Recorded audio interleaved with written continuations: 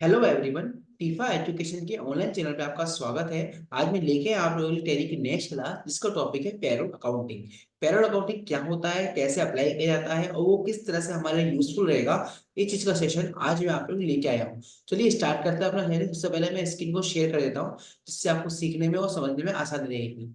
यहाँ से मैंने स्क्रीन को शेयर कर दिया है। दोस्तों, सबसे पहले जानेंगे पेरोल अकाउंटिंग क्या होता है। ठीक है, सबसे पहले पेरोल क्या होता है। पेरोल एक वर्ड है जिसका हम मतलब जानेंगे। पेरोल क्या है? Payroll is a list of employ company. मतलब किसी कंपनी में काम करने वाले जितने भी एम्प्लॉय हैं उनकी एक लिस्ट होती है पेरोल। अब इन्हें शब्द क्यों बनाते हैं? ताकि उन्हें हम उनकी बेनिफिट्स उनको दे सकें। सैलरी के अलावा एक रेम्युनरेशन के अलावा जो बेनिफिट्स होते हैं वो उनको दे सकें, उसके लिए हम एक लिस्ट तैयार करते हैं जिसे कहते हैं पेरोल। ठीक है, जैसा कि आप मैंने इंग्लिश में और हिंदी में दोनों में मेंशन किया हुआ है। अब हम रीड आउट करके देखेंगे। A payroll is a list of employees of a company who are entitled to receive compensation as well as other work benefits as well as the amount that each should obtain.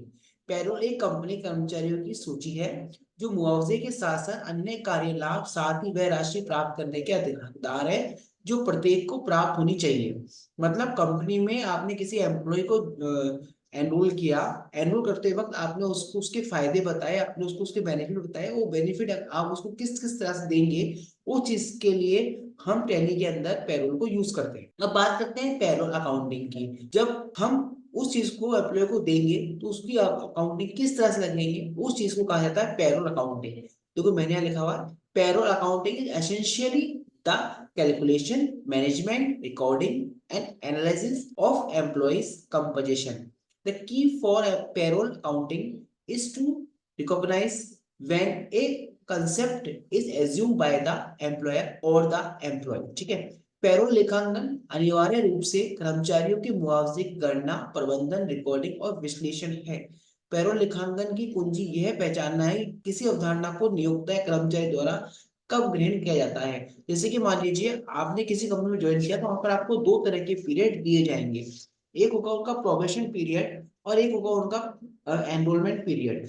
Probation period क्या होता है? आपने मान लीजिए किसी company को join किया और आपको कहा जा रहा है कि 6 महीने तक आपको एक फिक्स रेमुनेशन ही दिया जाएगा, लाइक 12,000, 25,000, 28,000। ठीक है, और जैसे ही आप उस प्रोबेशन को पूरा कर लेते हैं तो कंपनी के अदर जो बेनिफिट्स हैं वो आपको साथ में दिए जाएंगे। ठीक है, तो जो अदर बेनिफिट्स जो आपको जोड़ के दिए जाएंगे, तो उस केस के अंदर आपकी एक अकाउंटिंग अलग से रखी जाएगी जिसका नाम है पेरोल अकाउंटिंग। कि आपको जो पे हो रहा था उस पे के साथ साथ जो अदर जो बेनिफिट्स हैं वो भी आपको दिए जाए कंपनी के साथ साथ, उसकी अकाउंटिंग अगर कंपनी वाला रखेगा तो किस में रखेगा? पेरोल अकाउंटिंग में रखेगा। ठीक है, तो ये था पेरोल पेरोल अकाउंटिंग की डेफिनेशंस। आई होप कि आपको समझ में आई होगी और आप इसे अप्लाई भी करेंगे। मिलते हैं नेक्स्ट वीडियो में नेक्स्ट कंटेंट के साथ, जिसमें हम पेरोल अकाउंटिंग को टेलीग्राम सॉफ्टवेयर के अंदर यूज करना आप लोगों को बताएंगे। आज के लिए इतना ही। Thank you.